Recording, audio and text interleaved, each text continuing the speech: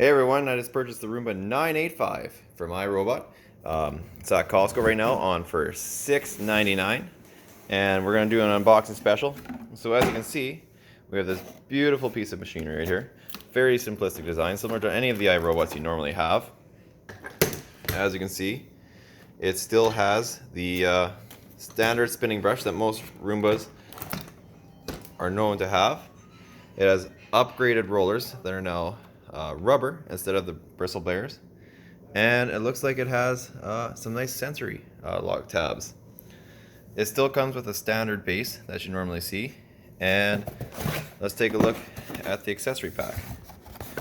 So it looks like we got not one but two batteries, and we also have a spare virtual remote and a power cord. So let's get this thing charged up and see how it's going.